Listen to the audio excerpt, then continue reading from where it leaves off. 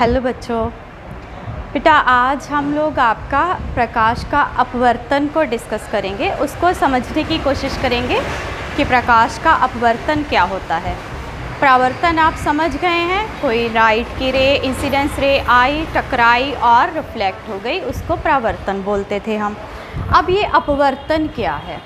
देखिए कोई भी रे, हम आपको हमेशा बताते हैं कि जो लाइट है वो स्ट्रेट लाइन में ट्रैवल करता है, यही बताते हैं ना कि light always travels in a straight line.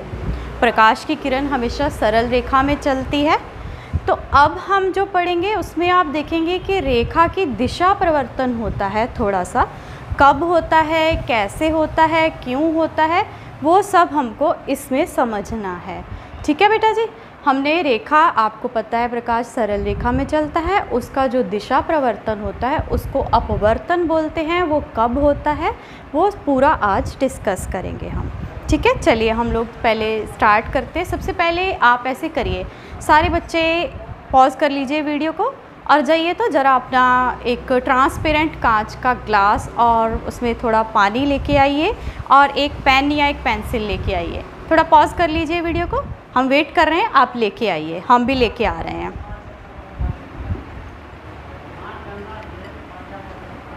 ले आए बेटा आप सब लोग पानी। ये देखिए ऐसा कोई कांच का ट्रांसपेरेंट ग्लास, उसमें आपने पानी भर के लाना है और एक पेन या कोई पेंसिल आपने लेके आनी है। ठीक है, अभी आप क्या करोगे, ये आपने ऐसे आप एक पेंसिल इसमें डालो, ये समझ लो ये आपने डाली। तो जब आप अंदर देखते हो तो आप क्या देख रहे हो, पेंसिल जैसे आपने डाली थी अंदर आपको क्या थोड़ा कुछ डिफरेंट नहीं लग रहा? थोड़ा सा मूवमेंट हो गया है पेंसिल का, जो पेंसिल की लाइन सीधी बन रही थी उसमें थोड़ा सा मूवमेंट हो गया। आप नोट करो अपने अपने एक्सपेरिमेंट आपने अभी जो किया है। तो यही बेटे जो मूवमेंट हुआ है, दिशा परिवर्तन हुआ है, उसी को हम प्रकाश का अपवर्तन बोलते हैं। जब प्रकाश की किरणें एक माध्यम से, जब प्रकाश की किरणें एक माध्यम से दूसरे माध्यम में जाती हैं तो वो अपनी दिशा से थोड़ा सा भटक जाती हैं, या तो वो दिशा चेंज कर लेती हैं। जो दिशा का परिवर्तन होता है, परावर्तन होता है, उसको अपवर्तन बोलते हैं। ठीक है, तो कैसे, ये देखिए ये हमारे पास मान लीजिए ये था कांच का ग्लास, उसमें हमने पानी भरा हुआ है। ठीक है, तो ये एक कोई रे आई, आ रही है कोई रे, क्या होना चाहिए था, इसको ऐसे जाना चाहिए था straight, light always travels in a straight line. लेकिन हमने क्या देखा कि वो थोड़ी सी ऐसे मुड़ी हुई लग रही थी हमको।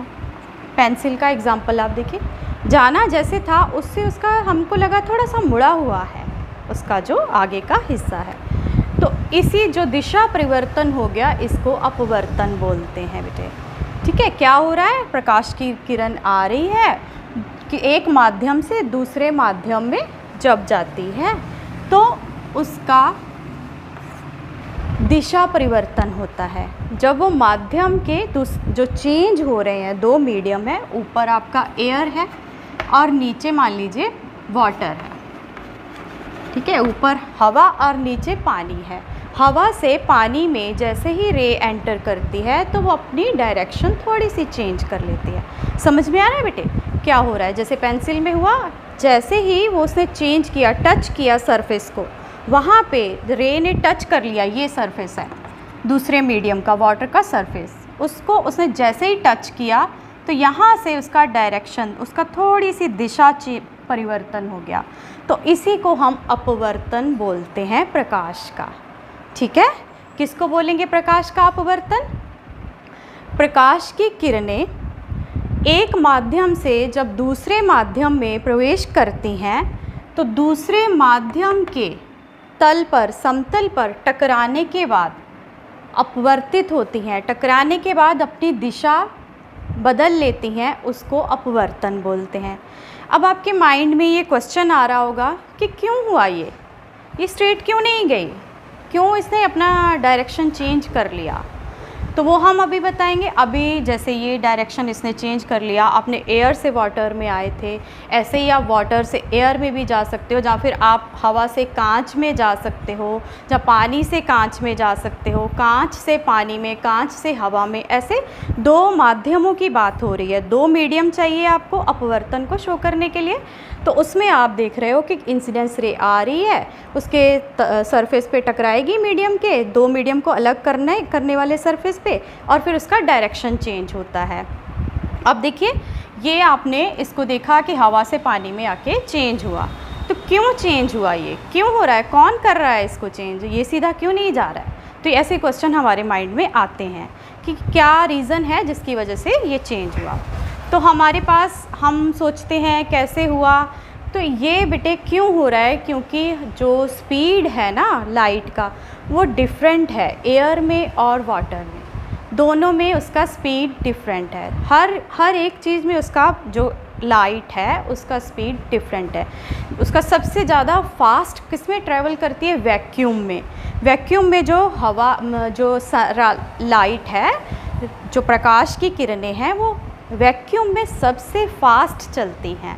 उसके बाद लेकिन ये पॉसिबल नहीं है कि हम कहीं पे वैक्यूम में उसको ट्रैवल करा सकें, इसलिए हम हवा में मान लेते हैं उसको कि जो हवा है उसमें जो हमारा प्रकाश है वो सबसे तेज़ ट्रैवल करता है, सबसे फास्ट ट्रैवल करता है। तो हवा में जो इसकी स्पीड होती है ना बेटे, वो होती है 3 लाख किलोमीटर पर सेकेंड। बहुत फास्ट है ये, जो लाइट की स्पीड है हवा में 3 लाख किलोमीटर पर सेकंड। एक सेकंड में 3 लाख किलोमीटर, बहुत ज़्यादा फास्ट है।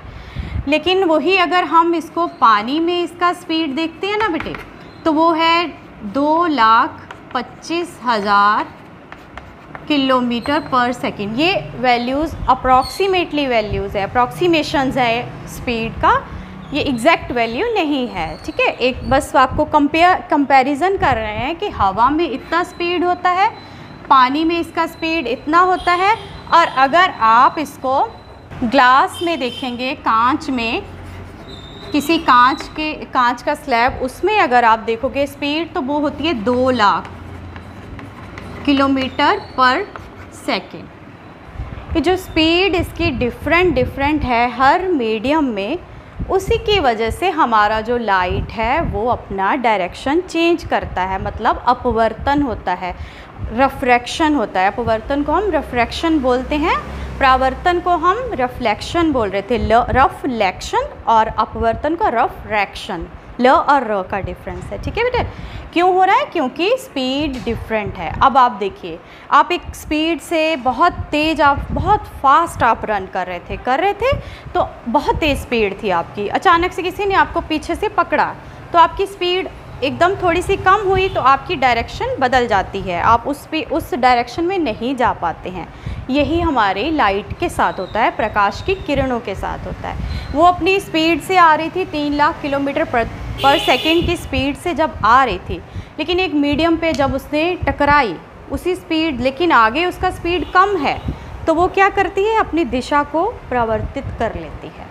ठीक है बेटे, अब समझ गए क्यों करती है, क्योंकि उसका स्पीड डिफरेंट है। अब जैसे ये कांच की बात कर रहे हैं हम, ग्लास, कोई भी कांच है जो, उसमें भी सारे कांच का स्पीड 2 लाख किलोमीटर पर सेकंड नहीं होता है। कई कांच मोटे होते हैं, कई थोड़े पतले होते हैं, तो डिपेंड करता है मीडियम कैसा है आपका।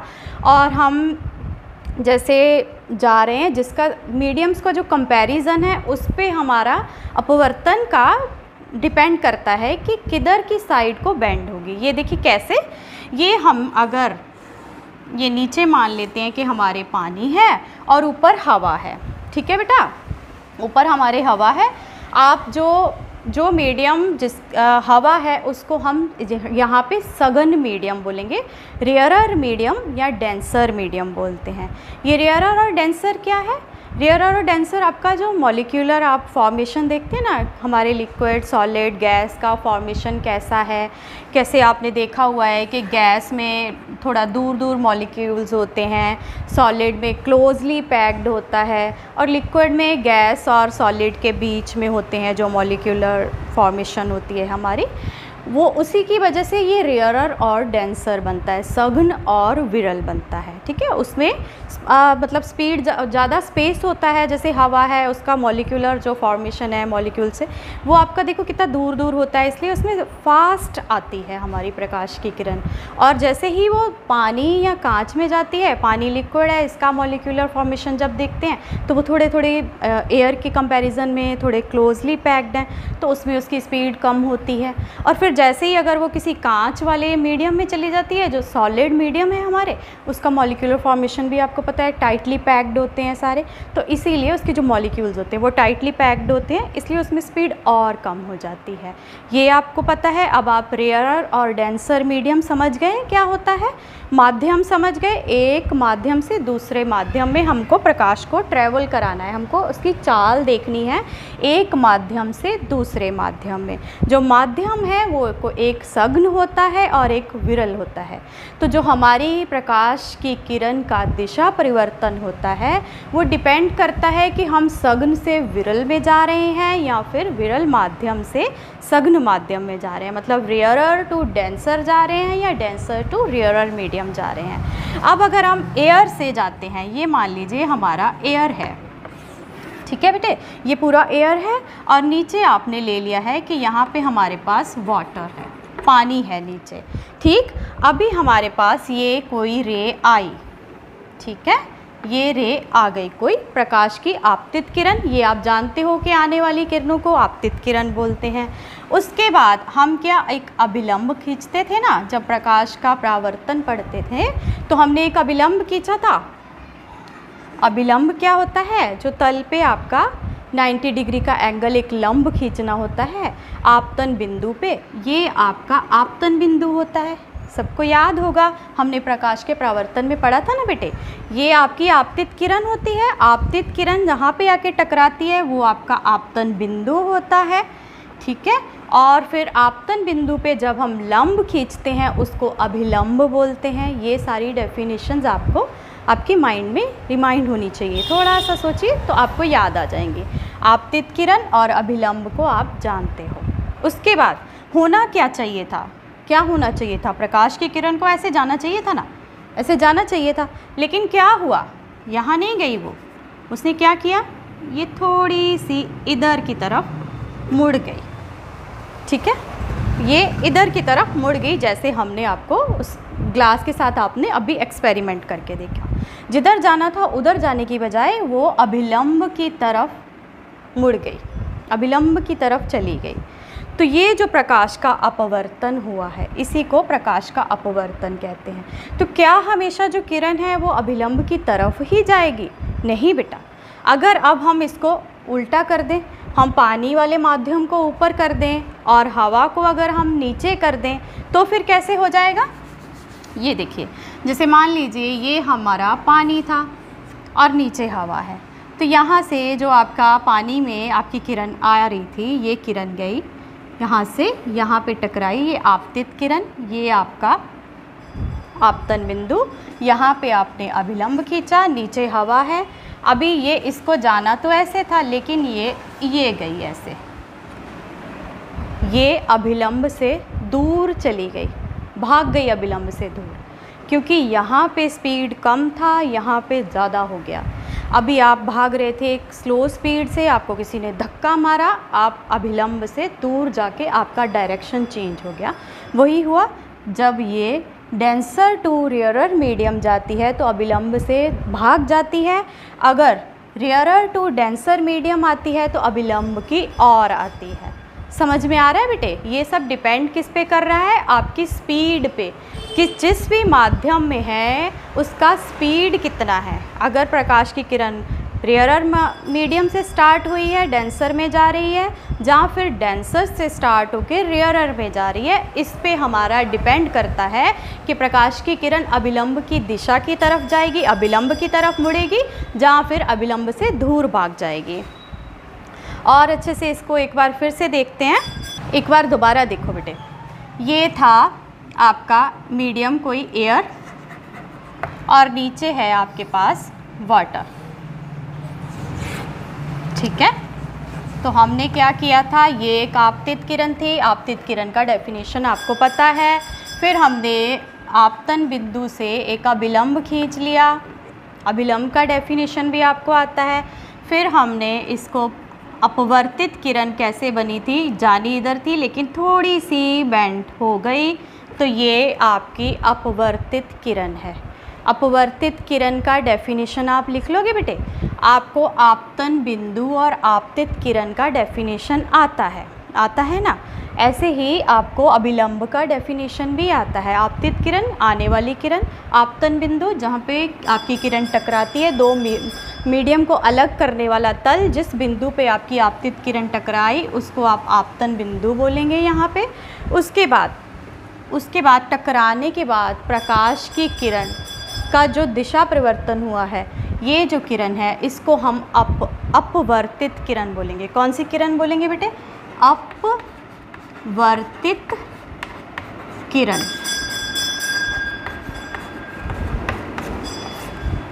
ठीक है बेटे, क्या हुआ, प्रकाश की किरण आई, माध्यम पे टकराई और आप उस पॉइंट पे जिस पे टकराई उसको आपतन बिंदु बोलते हैं, और उसका प्रवर्तन हुआ। आपतन बिंदु से टकराने के बाद उसने अपना दिशा परिवर्तन कर लिया और जो किरण हमें मिली वो है हमारी अपवर्तित किरण, क्योंकि अपवर्तन के बाद ये किरण हमको मिलती है। जब प्रवर्तन के बाद मिल रही थी हम उसको बोल रहे थे प्रावर्तित किरण, अपवर्तन के बाद जो किरण मिल रही है उसको हम बोल रहे हैं अपवर्तित किरण। ठीक है बेटे, ये हो गई आपकी अपवर्तित किरण। इसके बाद है आपको एंगल ऑफ इंसिडेंस, याद होगा आपका आपतन कोण। सबको याद है ना बेटे आपतन कोण क्या होता है।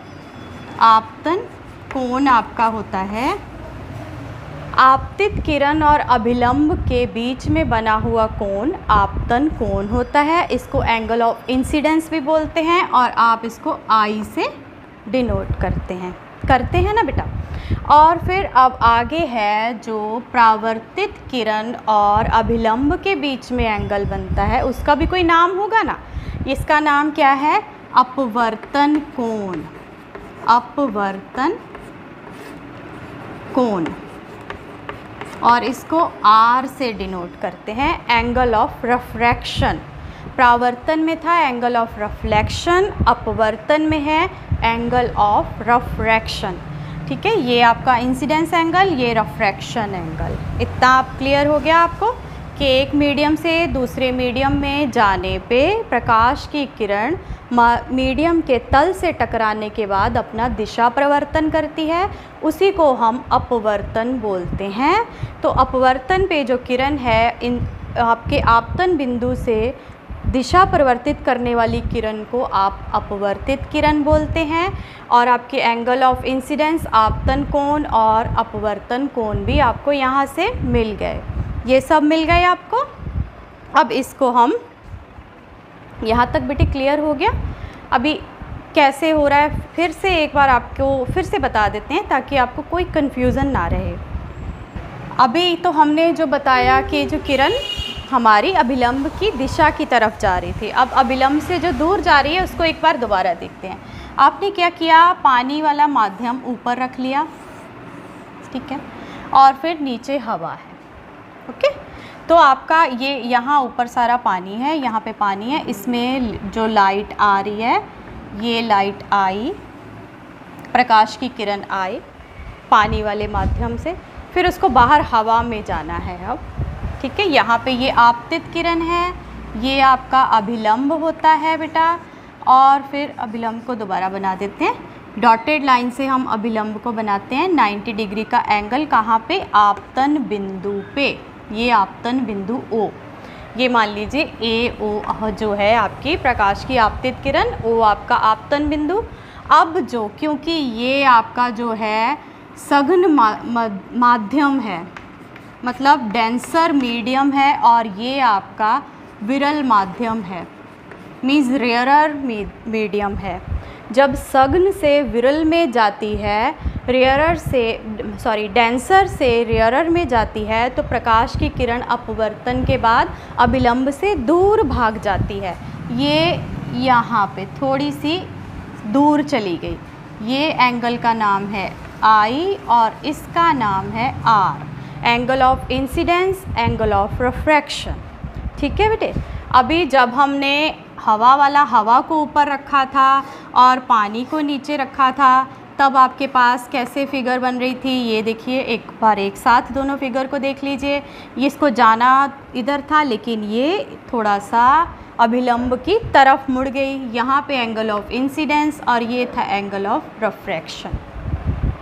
इस फिगर से आपको देखने में ही पता चलेगा कि एंगल ऑफ इंसिडेंस वो ग्रेटर है एंगल ऑफ रिफ्रैक्शन से, और यहाँ पे क्या हो रहा है, angle of incidence less than है एंगल ऑफ रिफ्रैक्शन से।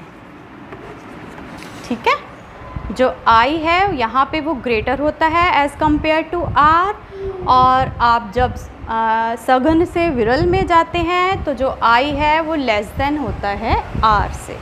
ठीक है, इतना बेटे आप याद रख लोगे। और ये हुआ क्यों है ये भी आपको अब समझ में आ गया है, क्योंकि ये डिपेंड करता है स्पीड पे। हमारा जो लाइट है ना, वो क्या करता है कि वो सोचता है मैं शॉर्टेस्ट डिस्टेंस लूँ, शॉर्टेस्ट डिस्टेंस ट्रैवल करना चाहता है वो, तो शॉर्टेस्ट डिस्टेंस ट्रैवल करने के चक्कर में वो अपनी डायरेक्शन चेंज करता है। जब स्पीड बढ़ जाती है तो फिर उसका तो वो कम टाइम में डिस्टेंस कवर कर ही लेगा, लेकिन जैसे ही हमारी स्पीड कम हो गई तो उसको टाइम ज़्यादा लगेगा, तो वो क्या करता है अपना डायरेक्शन थोड़ा सा चेंज कर लेता है ताकि वो मतलब उसको जल्दी पहुंच जाए और उसको शॉर्टेस्ट डिस्टेंस कवर करना पड़े, उसको ज़्यादा लंबा ना चलना पड़े। अपने डिस्टेंस को शॉर्ट करने के लिए प्रकाश की किरणें अपना दिशा परिवर्तन कर लेती हैं और उसी को हम अपवर्तन बोलते हैं। बेटे क्लियर हो गया कि कैसे अपवर्तन होता है, क्यों हो रहा है ये अपवर्तन, और हमारे पास कौन कौन से अपवर्तन में हमको डेफिनेशंस लर्न करने हैं, और हमको क्या इसमें कौन सा एंगल कैसे आता है, कब हमारा इंसिडेंस एंगल ग्रेटर होता है रिफ्रैक्टेड एंगल से, और कब हमारा एंगल ऑफ इंसिडेंस छोटा होता है एंगल ऑफ रिफ्रैक्शन से। वो सब आपको अपने माइंड में बिठाना है। अब सघन और विरल माध्यम है, जैसे हम इसको हम कांच और पानी भी ले सकते थे। अगर आप कांच और पानी को एक साथ लेते तो आपको बताना होता कि सघन कौन सा है और विरल कौन सा है। कर पाते ना बेटे? आपको स्पीड देखनी है, किसकी स्पीड कितनी है, तो स्पीड से आप समझ जाओगे कौन सा मीडियम सघन है और कौन सा मीडियम आपका विरल है। आपने देखना है जिसकी स्पीड ज़्यादा है वो आपका सघन है, जिसमें स्पीड ज़्यादा है वो आपका विरल माध्यम है, और जिसमें स्पीड कम होती है वो सघन माध्यम होता है। तो अगर तीनों को हम कंपेयर करते हैं, हवा, कांच और पानी, तो सबसे विरल क्या है? हवा। उसमें कितनी स्पीड है? 3 लाख किलोमीटर पर सेकेंड। ठीक है, और उसके बाद हमारा आता है पानी की स्पीड है 2,25,000 किलोमीटर पर सेकेंड, अप्रॉक्सीमेटली वैल्यूज़ हैं बेटे जी। और फिर कांच आता है जिसमें 2 लाख किलोमीटर पर सेकेंड। तो ये डिपेंड जो कर रहा है कि कौन सघन है कौन विरल है बेटे, ये कंपैरेटिव रेशो है, कंपेयर करके देखते हैं हम। तो बस ये दिमाग में नहीं बिठा लेना कि आई कोई रेखा आ रही है और फिर उसने बेंड कर लिया, दिशा परिवर्तन कर लिया, ऊपर से हमेशा आएगी तो वो अभिलंब की तरफ मुड़ेगी। नहीं, बिल्कुल ऐसा नहीं है। आपको देखना है कि कौन से माध्यम से किस माध्यम में जा रही है, डेंसर टू रेयरर जा रही है या फिर रेयरर टू डेंसर मीडियम में जा रही है। वो देख के आपने अपना डिसाइड करना है कि अभिलंब की दिशा अभिलंब की तरफ मुड़ेगी जो हमारी रेखा है अपवर्तन के बाद, या फिर अभिलंब से दूर भाग जाएगी अपवर्तन के बाद। इतना बेटे आपको समझ में आ जाना चाहिए। थोड़ा सा मेहनत से देखेंगे सुनेंगे तो समझ जाएंगे। इसके बाद बेटे हमको, जैसे हमने लॉज ऑफ रिफ्लेक्शन किए थे, ऐसे ही हमारे पास लॉज ऑफ रिफ्रैक्शन भी होते हैं। हमारे पास नियम है कुछ अपवर्तन के, प्रकाश के अपवर्तन के नियम जो हैं वो 2 हैं। उनको अब हम देखते हैं कि वो नियम क्या हैं। हमारे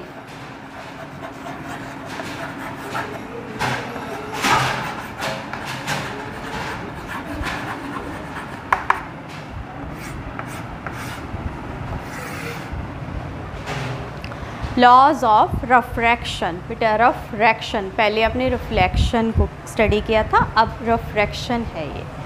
तो इसके लॉज हमारे पास दो लॉ हैं, इसमें भी, उसमें भी हमारे पास दो लॉ थे। क्या थे कि आपतित किरण, अभिलंब और परावर्तित किरण तीनों एक ही समतल में होते हैं। और दूसरा लॉ क्या था आपका, angle of I is equal to angle of R होता था उसमें। अभी यहाँ पे लॉज ऑफ रिफ्रैक्शन में क्या है कि ये जो आपने देखा अभी कि हवा से हमारा गया आपतित किरण, मीडियम आपतन बिंदु मिला हमें मीडियम के तल पे, और उसके बाद हमारा जो अभिलंब भी हमको मिल गया और ये हमारा अपवर्तित किरण मिल गई, यहाँ पे आई मिल गया और यहाँ पे एंगल ऑफ रिफ्रैक्शन मिल गया। इतना आपने देख लिया अभी।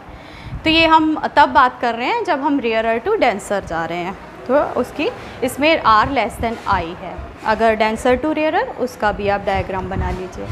अब आपको क्या करना है, याद कैसे रखना है, इसमें क्या है, पहला वही ला है, फर्स्ट वही है, आपतित किरण, अभिलंब और अपवर्तित किरण तीनों एक ही समतल में होते हैं।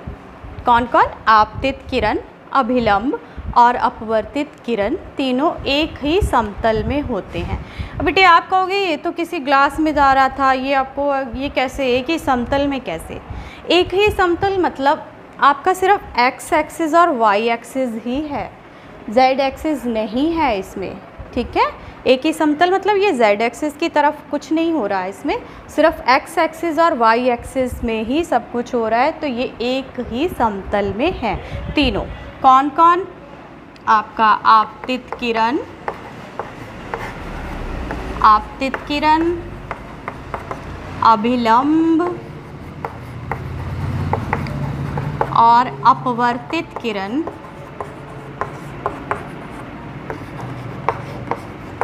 एक ही समतल में हैं, एक ही समतल में हैं। ये हो जाएगा बेटे याद। और दूसरा जो है आपका वो रेशो है, दोनों एंगल्स के साइन का रेशो हमेशा कांस्टेंट होता है।